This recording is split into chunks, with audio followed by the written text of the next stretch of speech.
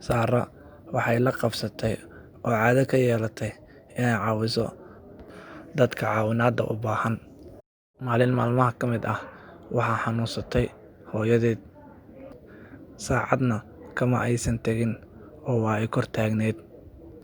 Habeenkii oo dhan waa ay soo jeeday, waxayna kor taagneyd hooyadeed ayadoo caawinaysa, waxayna ahayd mid ku siisa daawooyinka iyo cuntooyinka xilliyada loogu talagalay.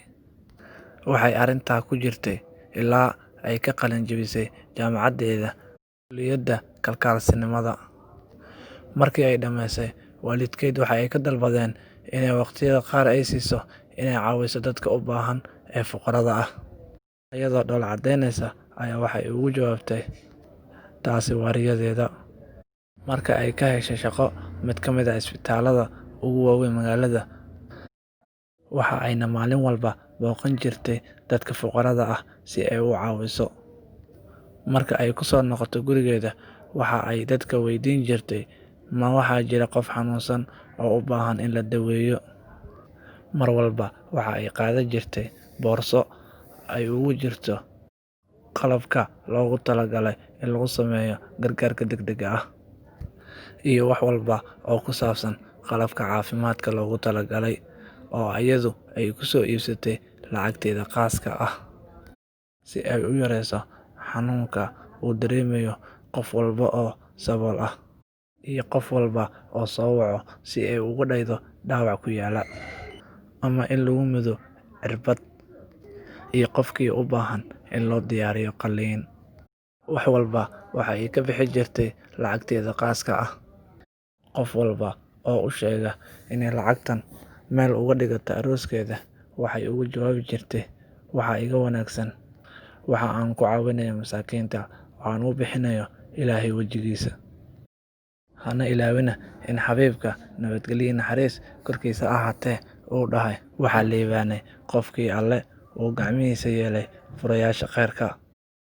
Maalin maalmaha ka mid ah, iyadoo joogta isbitaalka oo sugayso dhakhtar la yiraahdo Dr. Yusri si uu ula galo qolka qalliinka, waxa uu imaatay dhakhtarka walaashiis.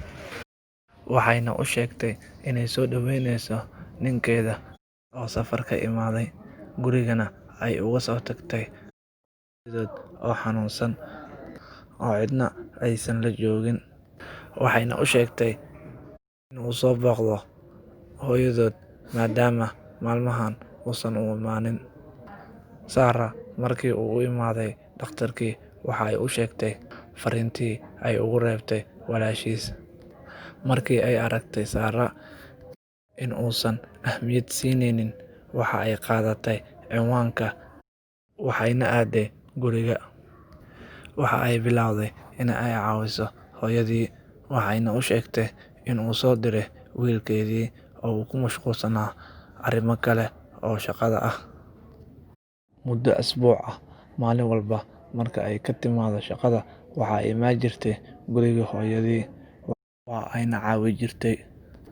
Maalin maalmaha ka mid ah, hooyadii waxa ay wacday wiilkeedii si ay ugu mahadceliso qofka uu soo diray si ay ugu khidmeyso. Gabadha uu soo dirayna ay si wanaagsan ula dhaqantay, aadna ay ula dhacday, ayna jeclaatay. Dr. Yusri waxa uu la yaabay hadalka hooyadii, waxa uuna dareemay in uu ka gaabiyay xaqii ay ku lahayd hooyadiis. Dabadeed wuxuu u yimid Sara si uu ugu mahadceliyo waxa ay u qabatay hooyadiis. Sara waxay ugu jawaabtay, tagidda aan u tagay hooyadaa maahan mid ay kaga maaranto aragtidaada, waayo waa ay ku xiistay.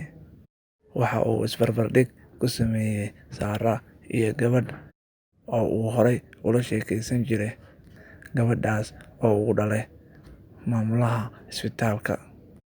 Gabadhaas waxay ahayd mid ula dhaqanta dhakhtarka si ay ku jirto isla weyni, mar walba uu isku dayo inuu ka soo ag dhawaado ama uu la hadlo. Halka Sara ay ahayd gabadh qalbi wanaagsan, taas oo uusan arki jirin ilaa iyadoo caawinaysa qof bukaan ah, iyo iyadoo tukanaysa salaada ama akhrinaysa Qur'aanka Kariimka. Dadka isbitaalka jooga oo dhan waxay ahaayeen kuwo jecel Sarah akhlaaqdeeda wanaagsan aawadeed. Isbarbardhiggiisa waxa uu soo baxay in qalbigiisu uu aad ugu jeestay xagga Sarah. Markii uu soo booqday hooyadii, waxa uu la yaabay in hooyadii ay ku dhahday Sarah guurso. Waxa uu soo aaday familkeeda, waxa uuna ka dalbaday guur. Markii Sarah ay la yaabtay soo doonashadiisa, waxa uu ku dhahay, "Wallaahi, waxaan ahay mid nasiib badan. Haddii aan adiga helay, waxaan helay diamond aad qaali u ah oo uusan helin ilaa qof Ilaahay raalli ka yahay mooyaane." ومن يتق الله يجعل له مخرجا ويرزقه من حيث لا يحتسب ومن يتوكل على الله فهو حسبه إن الله بالغ أمره قد جعل الله لكل شيء قدرا. haddaba daawade haddii aad ka heshay muuqaalkan fadlan subscribe saar si aan u soo badino muuqaalada noocan oo kale ah.